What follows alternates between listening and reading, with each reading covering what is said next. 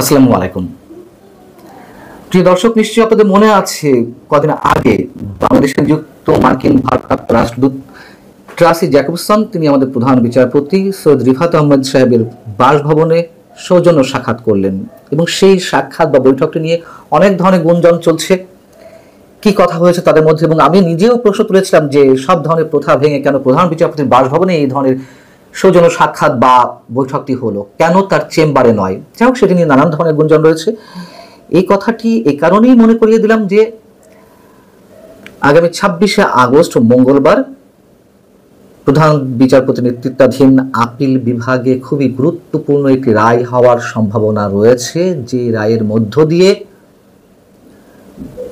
বাংলাদেশের বর্তমান রাজনীতির আকাশে যে ঘনঘটা চলছে, কিংবা ডক্টর মোহাম্মদ ইউনূস সরকারকে নিয়ে যে নানান ধরনের বিতর্ক বা নানান ধরনের সন্দেহ যেগুলো রয়েছে, সব হিসেব নিকেশ পাল্টে যেতে পারে যদি কিনা 26শে আগস্ট যে রিভিউ আবেদনের শুনানি রয়েছে সেটির রায় আসে, অথবা খুব দ্রুত এই রায়টি দিয়ে দেয়।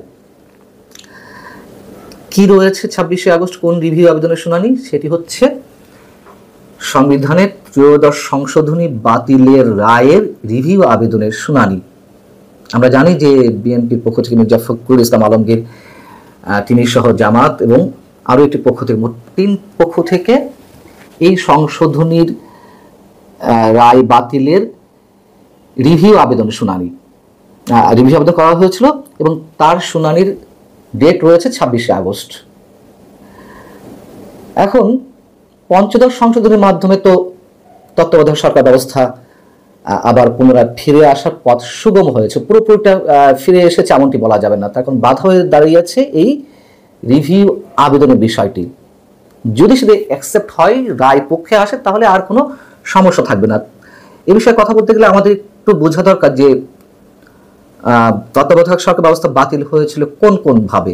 2 ভাবে বাতিল হয়েছিল। একটি হচ্ছে সাবেক প্রধান বিচারপতি খায়রুল হকের নেতৃত্বাধীন যে আপিল বিভাগ ত্রয়োদশ সংশোধনী বাতিল করেছিল, যেই সংশোধনীতে তত্ত্বাবধায়ক সরকার ব্যবস্থা স্থাপিত হয়েছিল সংবিধানের সংসদের মাধ্যমে।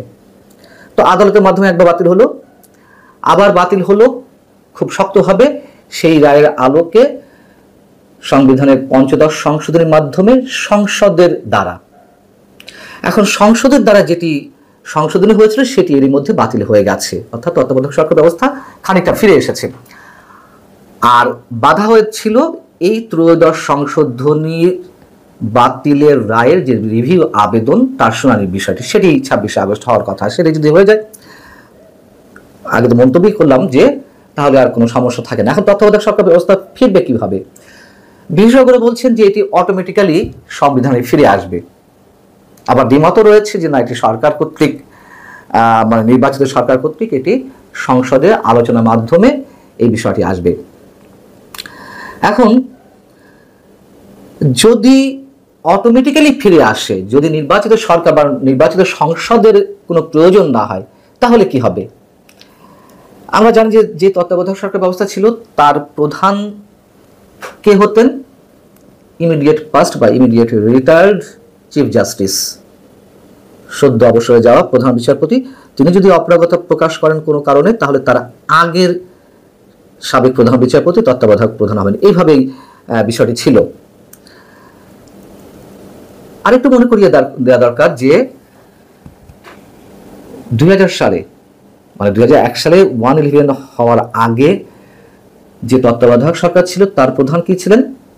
তৎকালীন রাষ্ট্রপতি ইয়াজউদ্দিন। কেন তিনি ছিলেন? এই কারণে যে যখন ওই সময়ে সদ্য সাবেক প্রধান বিচারপতি কে এম হাসানকে বা যিনি রিটায়ার্ড করতে যাচ্ছেন, তখন কে এম হাসানের বয়স, কে এম হাসান তো না এটা মানে প্রধান বিচারপতিদের বয়স 65 থেকে 67 করা হবে কিনা, করলে কে এম হাসান প্রধান বিচারপতি হতে পারবেন তিনি রিটায়ারমেন্টে যাওয়ার পরে, এরকম একটি বিষয় চলছিল। তখন আওয়ামী লীগ তুমুল আন্দোলন গড়ে তুলল। একটা পর্যায়ে তুমুল সংঘর্ষ আপনাদের নিশ্চয় মনে আছে 27-28 অক্টোবরের। তো সেইগুলোকে কেন্দ্র করে রাষ্ট্রপতি ইয়াজউদ্দিন আহমেদ তিনি নিজে ঘোষণা দিলেন যে তিনি নিজেই প্রধান উপদেষ্টা দায়িত্ব পালন করবেন এবং তত্ত্বাবধায়ক সরকার গঠিত হলো। যখন সেটিও বিতর্কের মুখে পড়লো, তখন 111 সৃষ্টি। যাই হোক, এখন যদি তত্ত্বাবধায়ক সরকার ব্যবস্থা পুরোপুরি অটোমেটিক্যালি ফিরে আসে, আমাদের এখন যে ডক্টর ইউনূস সরকার, তার কি হবে? তিনি কি বাদ পড়ে যাবেন? নতুন কোনো তত্ত্বাবধায়ক হবে, সেই তত্ত্বাবধায়ক সরকারের অধীনে নির্বাচন অনুষ্ঠিত হবে। এক্ষেত্রে এই মুহূর্তে যিনি অ্যাটর্নি জেনারেলের দায়িত্ব পালন করছেন মোহাম্মদ আসাদুজ্জামান, তিনি বলছেন যে না, বর্তমান সরকারই অর্থাৎ ডক্টর ইউনূস সরকারই তত্ত্বাবধায়ক সরকারের ভূমিকা পালন করবে।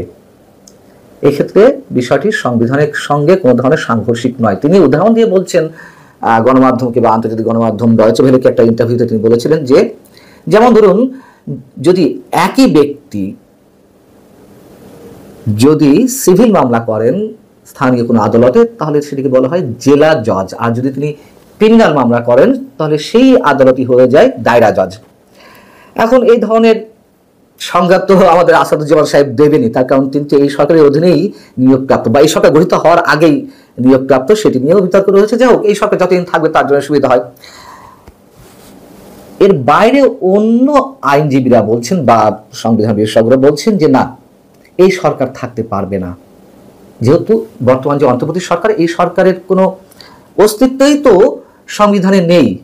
এটা তো ডক্ট্রিন অফ নেসেসিটির জায়গা থেকে, বিশেষ প্রয়োজনের জায়গা থেকে এই সরকার গঠিত হয়েছে।